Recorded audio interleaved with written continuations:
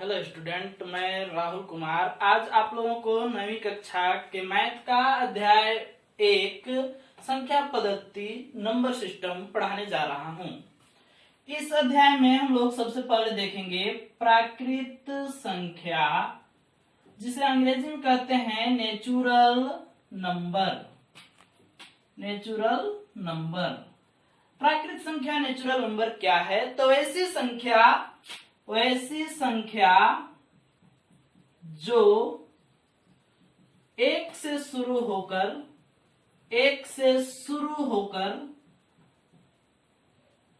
अनंत तक जाती है,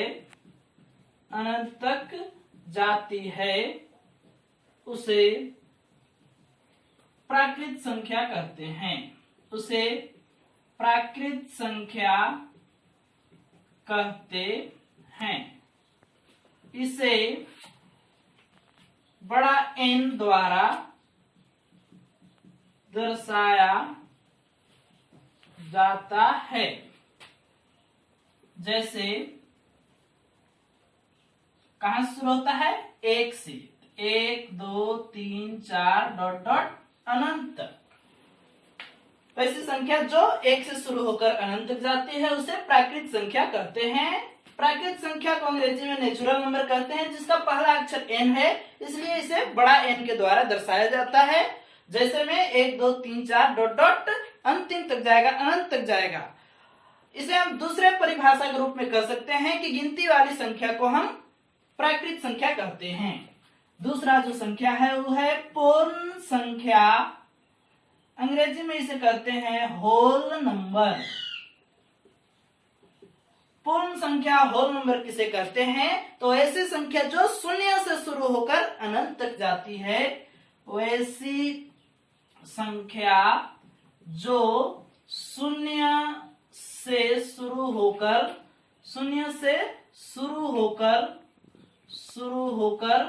अनंत तक जाती है, उसे पूर्ण संख्या कहते हैं। पूर्ण संख्या कहते हैं। इसे बड़ा W द्वारा दर्शाया जाता है। जैसे में कहां से स्टार्ट होगा? शून्य से 0 1 2 3 डॉट डॉट अनंत तक, इसका अंत नहीं होगा। आगे हम लोग देखते हैं पूर्णांक, जिसे अंग्रेजी में कहते हैं इंटीजर।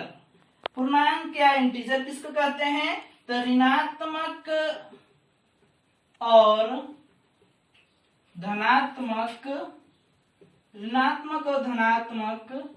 संख्याओं के समूह को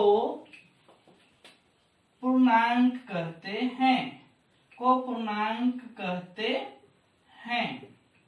इसे Z द्वारा दर्शाया जाता है। जैसे -1 -3 -4 0 8 5 6 इत्यादि। क्या है? तो ऋणात्मक और धनात्मक संख्याओं के समूह को पूर्णांक कहते हैं। इसे Z द्वारा दर्शाया जाता है। जैसे में -1 -3 -4 0 8 5 6, ये सभी क्या है? पूर्णांक है। अब पूर्णांक के प्रकार कितने प्रकार के पूर्णांक होते हैं? 2 प्रकार के। धनात्मक पूर्णांक, जिसे अंग्रेजी में कहते हैं पॉजिटिव इंटीजर। इसका जैसे में क्या होगा? तो केवल धनात्मक संख्या, पॉजिटिव इंटीजर, धनात्मक पूर्णांक 8 5 2 1 11 इत्यादि। और दूसरा जो है वो है ऋणात्मक पूर्णांक। अंग्रेजी में इसको कहते हैं नेगेटिव इंटीजर। और जैसे में इसमें नेगेटिव नंबर आएगा, -2, -11, -3 इत्यादि। तो इस तरह से हम लोग प्राकृत संख्या, पूर्ण संख्या, पूर्णांक और पूर्णांक के प्रकार समझ चुके हैं। अब इसके आगे हम लोग पढ़ेंगे, इसके पहले देख लेते हैं कि शून्य जो है वो धनात्मक संख्या, धनात्मक पूर्णांक है या ऋणात्मक पूर्णांक। तो शून्य न तो धनात्मक पूर्णांक है ना ही ऋणात्मक पूर्णांक, धनात्मक पूर्णांक है ना ही ऋणात्मक पूर्णांक है। इसे हम लोग नोट करके लिखेंगे। नोट में क्या लिखना है? नोट शून्य न तो धनात्मक पूर्णांक है ना ही ऋणात्मक पूर्णांक, ना ही ऋणात्मक पूर्णांक है। शून्य क्या है? न तो धनात्मक पूर्णांक है ना ही ऋणात्मक पूर्णांक है। इसके आगे हम लोग देखेंगे परिमेय संख्या। परिमेय संख्या क्या होती है उसको हम लोग अभी समझेंगे। क्या है परिमेय? परिमेय संख्या, जिसको अंग्रेजी में क्या कहते हैं? Rational number.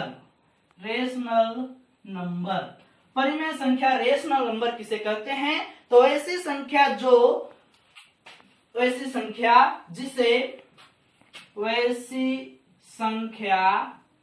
जिसे P बटा Q के रूप में लिखा जा सकता है तथा Q नॉट इक्वल टू 0 होता है, Q 0 नहीं होता है, और P तथा Q पूर्णांक होता है, उसे परिमेय संख्या कहते हैं।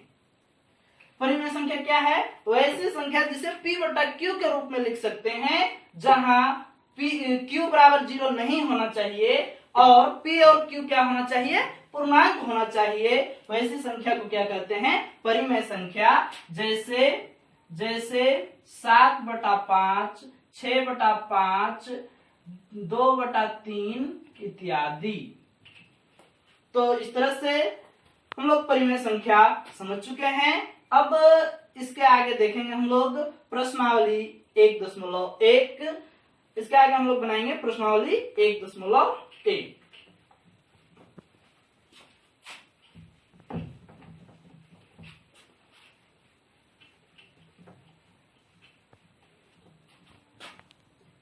प्रश्नावली 1.1। प्रश्नावली 1.1 का पहला क्वेश्चन देखते हैं। पहला क्वेश्चन है कि क्या शून्य एक परिमेय संख्या है? क्या शून्य एक परिमेय संख्या है? क्या शून्य एक परिमेय संख्या है?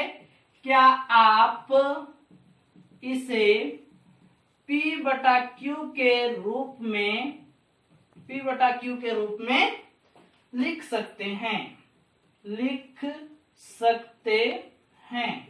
P बटा Q के रूप में लिख सकते हैं, जहां P और Q पूर्णांक है, जहां P और Q पूर्णांक है और Q बराबर 0 नहीं है। तो हम लोगों से क्वेश्चन क्या है कि क्या शून्य एक परिमेय संख्या है? क्या इसे आप P बटा Q के रूप में लिख सकते हैं, जहां P और Q पूर्णांक है और Q नॉट इक्वल टू 0 है? तो हम देखेंगे कि क्या है शून्य परिमेय संख्या है। क्या लिखेंगे? हाँ, शून्य एक परिमेय संख्या है। शून्य एक परिमेय संख्या है। इसे P बटा Q के रूप में लिखा जा सकता है, जैसे 0/1, 0/2, 0/3 इत्यादि।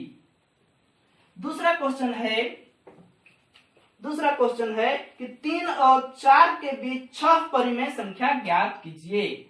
3 और 4 के बीच 3 और 4 के बीच 6 परिमेय संख्याएं 6 परिमेय संख्याएं ज्ञात कीजिए। संख्याएं ज्ञात कीजिए। क्वेश्चन क्या है कि 3 और 4 के बीच में 6 परिमेय संख्या ज्ञात करना है। तो हमें जो भी संख्याएं दिया हुआ है उसके बीच में जितनी परिमेय संख्या ज्ञात करना है, कितना ज्ञात करना है, यहाँ 6 परिमेय संख्या ज्ञात करना है। तो क्या करेंगे, जितना ज्ञात करना है उसके एक अधिक से दोनों संख्याओं के अंश और हर में गुना करेंगे। तो क्या लिखेंगे, दोनों संख्याओं के अंश और हर में 6 परिमेय संख्या ज्ञात करना है। कितना से गुना करेंगे, 7 से एक अधिक, जितना ज्ञात करना रहेगा उसके एक अधिक से गुना करना है। तो दोनों संख्याओं के अंश और हर में कितना से गुना किया जाएगा, 6 परिमेय संख्या ज्ञात करना है तो 7 से गुना करने पर तो हम लोगों का जो संख्या है वो कितना है, 3। तो 3 में अंश और हर नहीं है तो हम इसके बटा में क्या लिखेंगे, 1। तो 3/1, यहाँ अंश 3 हो गया और हर 1 हो गया। इसके अंश और हर में कितना से गुना करना है, 7 से। तो गुना करने पर हमें क्या मिलेगा, 7 या 21 और 7 एका 7, तो 21/7। तथा दूसरा जो संख्या है वो कितना है, 4। तो हम लोग लिखेंगे 4/1 और इसके भी अंश और हर में क्या करेंगे, 7 से गुना, क्योंकि हम लोग लिखे हैं कि दोनों संख्याओं के अंश और हर में। तो पहली संख्या 3 थी तो 3/1 के अंश और हर में 7 से गुना किए। दूसरी संख्या हमारा 4 है तो 4/1 के अंश और हर में 7 से गुना करेंगे। तो क्या आएगा, 7 चौक 28/7 एका 7। तो हमारा ये दोनों संख्या इस तरह से प्राप्त हुआ। अब इनके बीच के संख्या हमको लिखना है तो हल तो बराबर हो गया, अंश केवल चेंज करके लिख देना है। तो अतः 3 और 4 के बीच 6 परिमेय संख्याएं क्या होगा, तो 21/7 और 28/7 के बीच में जो भी संख्याएं आएगी वो 3 और 4 के बीच की संख्या होगी, परिमेय संख्या होगी। तो 21/7 है तो इसके आगे क्या आएगा, 22/7, आगे क्या आएगा, 23/7, आगे 24/7, 25/7, 26/7 और 27/7। अब ये जो हमारा 6 परिमेय संख्या ज्ञात करना था 6 हो गया और ये 21/7 और 28/7 के बीच में है, इसलिए संख्या 3 और 4 के बीच में है। यही हमारा आंसर। तो हमारा पहला और दूसरा क्वेश्चन बन गया। आप इसे नोट कर सकते हैं। अब आगे हम लोग देखेंगे क्वेश्चन नंबर 3 प्रश्नावली 1.1 का क्वेश्चन नंबर 3 जो है वो क्या है, क्वेश्चन नंबर 3 है 3/5 और 4/5 के बीच 5 परिमेय संख्याएं ज्ञात करना है। क्या है क्वेश्चन नंबर 3 अभी हम लोगों को देखना है। तो क्वेश्चन नंबर 3 क्या है कि 3/5 और 4/5 के बीच 5 परिमेय संख्याएं ज्ञात करना है। क्वेश्चन नंबर 3, 3/5 और 4/5 के बीच 5 परिमेय संख्याएं ज्ञात कीजिए। अभी जैसे हम लोग क्वेश्चन नंबर दूसरा बनाए उसी तरह से इस क्वेश्चन नंबर 3 को भी सॉल्व करेंगे। तो हम लोग परिमेय संख्या ज्ञात करने के लिए पहला कार्य क्या करते हैं कि जितना परिमेय संख्या ज्ञात करना है उसके एक अधिक से दोनों संख्याओं के अंश और हर में गुना करते हैं। क्या लिखेंगे, दोनों संख्याओं के अंश और हर में 5 परिमेय संख्या है तो कितना से गुना, 6 से गुना करने पर, 6 से गुना करने पर। अब गुना करते हैं, पहली संख्या है हमारा 3/5, इसके अंश में 6 से और हर में भी 6 से, कितना हो गया, 6 तिया 18 और 6 पचे 30। दूसरा जो संख्या है तथा दूसरा संख्या है 4/5, इसके अंश में भी 6 से और हर में भी 6 से, कितना आएगा, 6 चौके 24 और 6 पचे 30। अब इनके बीच में लिख देना है, हर तो दोनों का बराबर है, केवल अंश चेंज करके लिखना है। अतः 3/5 और 4/5 के बीच 5 परिमेय संख्याएं, और वो कितना होगा, 18 है तो कितना से, 19/30। आगे 20/30, 21/30, 22/30 और 23/30। 5 हो गया हमारा, यही आंसर। आगे हम लोग देखते हैं इस प्रश्नावली का अंतिम question, question number 4। Question number 4 हम लोग देखेंगे। क्वेश्चन नंबर 4 क्या कहता है कि नीचे दिए गए कथन सत्य है या असत्य, कारण बताइए। इसमें नीचे जो कथन दिया हुआ है वो सत्य है या असत्य है, उसका कारण बताना है। क्या है, नीचे दिए गए कथन सत्य है या असत्य, कारण बताइए, कारण बताइए। पहला क्या है, पहला है कि प्रत्येक प्राकृत संख्या पूर्ण संख्या होती है। प्रत्येक प्राकृत संख्या पूर्ण संख्या होती है। तो क्या है, प्राकृत संख्या, सभी प्राकृत संख्या पूर्ण संख्या होती है। तो हाँ, क्योंकि तो क्या होगा, सत्य है, क्योंकि प्राकृत संख्या 1 से शुरू होती है, शुरू होकर अनंत तक जाती है, शुरू होकर अनंत तक जाती है, तथा पूर्ण संख्या 0 से शुरू होकर, 0 से शुरू होकर अनंत तक जाती है, अनंत तक जाती है। इसलिए क्या है, तो जितना भी प्राकृत संख्या आएगा वो पूर्ण संख्या में उपस्थित होगा। आगे चौथा का दूसरा नंबर देखते हैं। चौथा का दूसरा नंबर देखते हैं। चौथा का दूसरा नंबर, प्रत्येक पूर्णांक एक पूर्ण संख्या होती है। चौथा का दूसरा नंबर,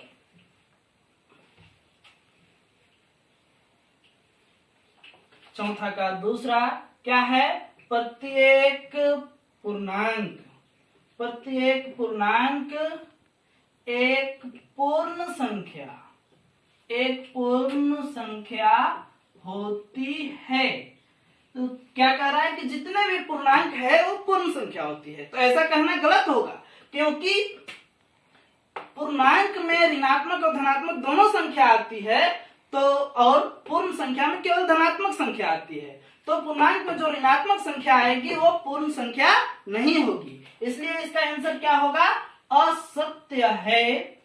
असत्य है क्योंकि पूर्णांक धनात्मक तथा ऋणात्मक दोनों होता है, धनात्मक तथा ऋणात्मक दोनों होता है, लेकिन पूर्ण संख्या केवल धनात्मक होती है, धनात्मक होती है। आगे चौथा का तीसरा नंबर है कि प्रत्येक परिमेय संख्या एक पूर्ण संख्या होती है। प्रत्येक परिमेय संख्या एक पूर्ण संख्या होती है, पूर्ण संख्या होती है। ये सत्य है या असत्य है, तो ये भी असत्य है, क्योंकि परिमेय संख्या p/q के रूप में होता है, लेकिन पूर्णांक p/q के रूप में नहीं होता है। असत्य है क्योंकि परिमेय संख्या P बटा Q के रूप में होता है, लेकिन पूर्ण संख्या P बटा Q के रूप में नहीं होता है। ये प्रश्नावली 1.1 समाप्त होती है। आप यदि हमारे चैनल में नए हैं तो इसे सब्सक्राइब करें, लाइक करें और शेयर करें।